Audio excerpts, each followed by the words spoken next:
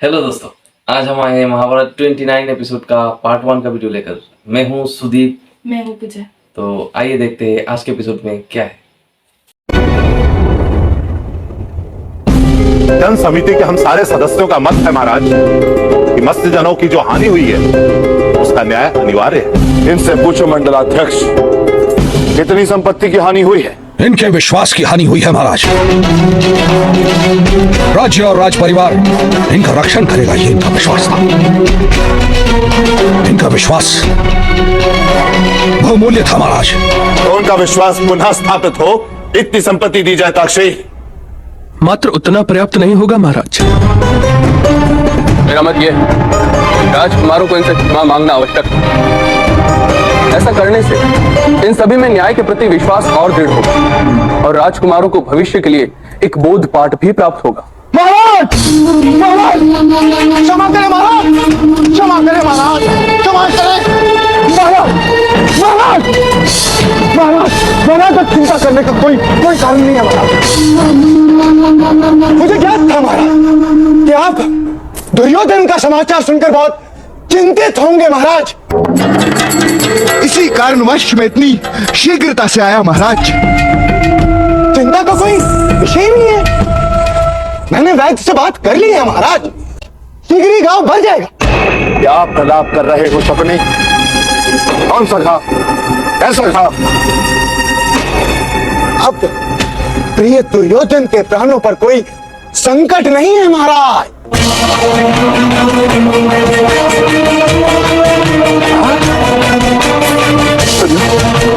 दुर्योधन को घाव लगा?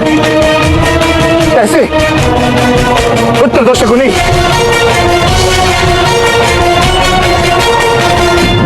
जिसने मेरे पुत्र का रक्त बहाया, मत्स्यजनों ने जो विद्रोह उसने बात को घुमा दिया। अपने अपने शस्त्रों से वार कर रहे थे महाराज।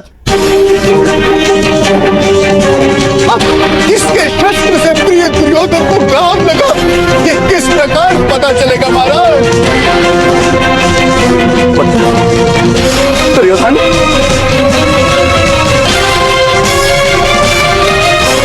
महाराज, महाराज, युवराज पर वार अर्थात कुमार दुर्योधन पर वार करने वाले इन मत्स्यजनों का न्याय तो कीजिए। न्याय? मेरे पुत्रों के अंगों से रक्त बहाने वाले के लिए एक ही न्याय हो सकता है।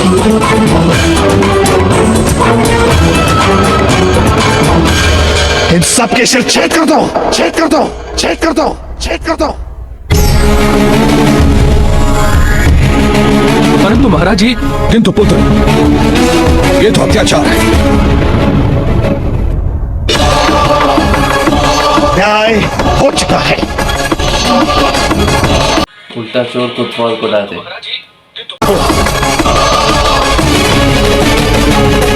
क्षमा करें महाराज, महाराज हमारे प्राण न ले महाराज, महाराज हमें मृत्युदंड ना दे महाराज, महाराज हमें मृत्युदंड ना दे महाराज, महाराज हमें मृत्युदंड ना दे, हमें मृत्युदंड ना दे महाराज।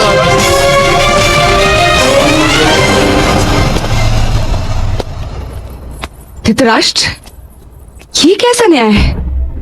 मैंने स्वयं दुर्योधन का परीक्षण किया है, उसे कोई गंभीर घाव नहीं लगा। मेरे पुत्र का रक्त बहा है राजमाता। इनके अपराध की गंभीरता का विचार करना छोड़कर उसके घाव की गंभीरता का विचार कर रही हैं आप।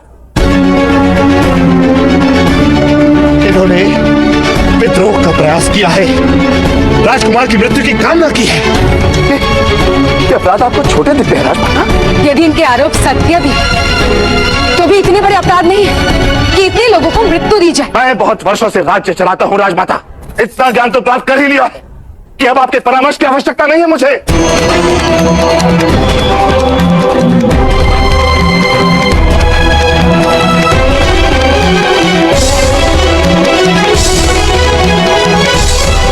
धृतराष्ट्र, इतने कठोरता से राज्य नहीं होता। सही बात। तुम्हारे पितामह शांतनु ने सदा ही प्रेम को राज्य का आधार बनाया है, भय को नहीं।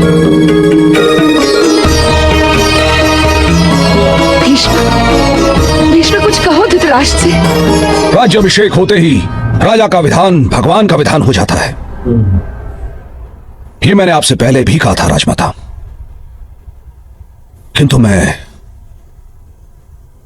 महाराज से विनती कर सकता हूं। मैं भी विनती करता हूं महाराज, मैं भी विनती करता हूं।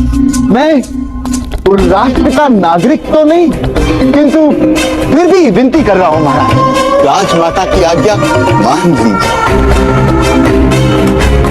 महाराज आपको स्मरण तो होगा ही कि ये मत्स्यजन राजमाता के अपने लोग हैं।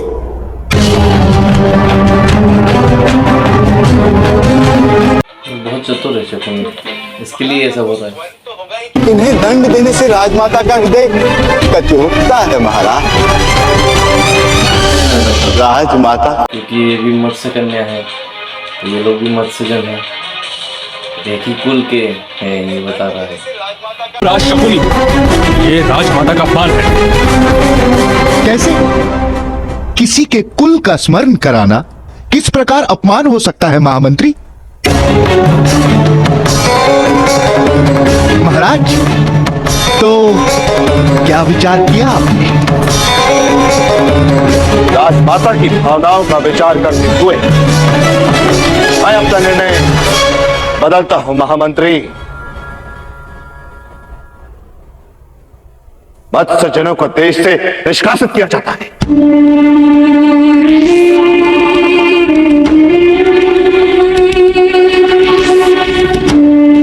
संपूर्ण पूर्व राष्ट्र में कहीं भी इन्हें वास करने की अनुमति नहीं है। दंड के बदले देश से निष्कासित करने की बात चल रही है।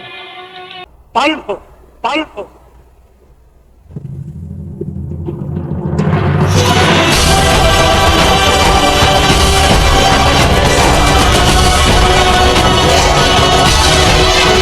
बहुत ही खराब राजा है। पुत्र प्रेम में कोई भी फैसला ले लेता है।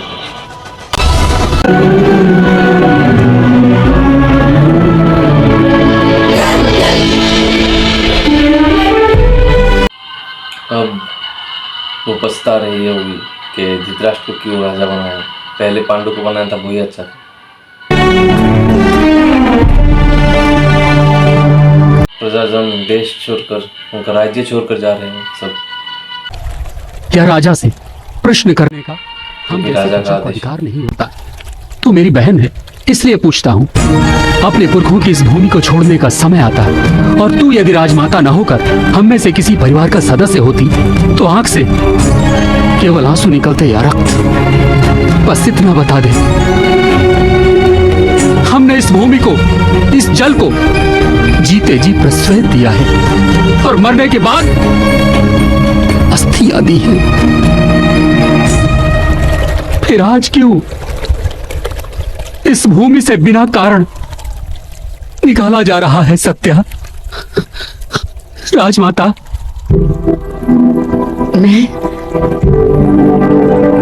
मैं असहाय हूँ। मैं जानता हूं सब असहाय है, सारा राष्ट्र असहाय है।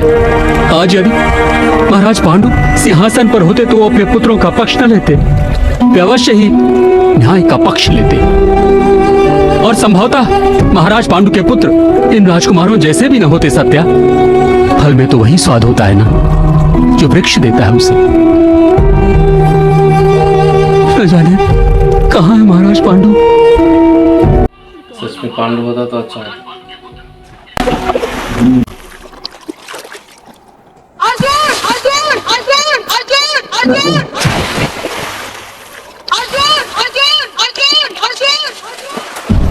ठीक बोले, पांडु का मन ऐसे नहीं है।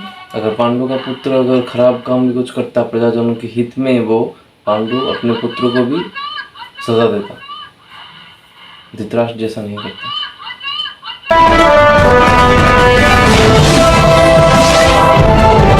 अर्जुन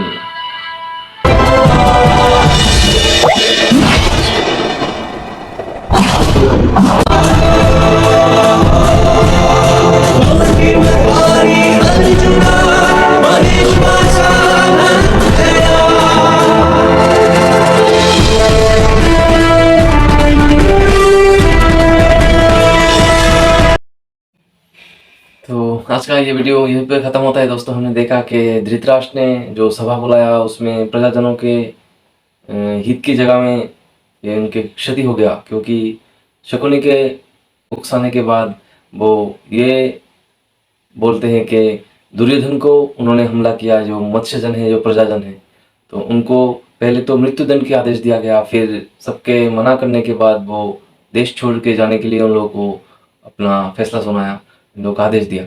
तो ऐसे करके प्रजाजन सब जा रहे हैं, सत्यवती भीष्म सब चिंतित है, सत्यवती पछता रहे हैं, क्योंकि वो जो पांडु अगर राजा होते तो ऐसा नहीं करते, उनको मालूम है। अभी धीरे धीरे अपना गलती का एहसास हो रहा है, पर क्या करेगा, पांडु तो चला गया, उसके बाद किसी को तो राजा होना है। तो धृतराष्ट्र एक खराब राजा है, अभी तक ये एपिसोड में हम देखे हैं। तो अभी देखते हैं नेक्स्ट एपिसोड में क्या है। अभी तो अर्जुन का भी एंट्री हो गया, देखते हैं क्या होता है। तो तब तक के लिए बने रहिए हमारे साथ, जुड़ रहिए, हमारे वीडियो को लाइक कीजिए और आज के लिए चलते हैं।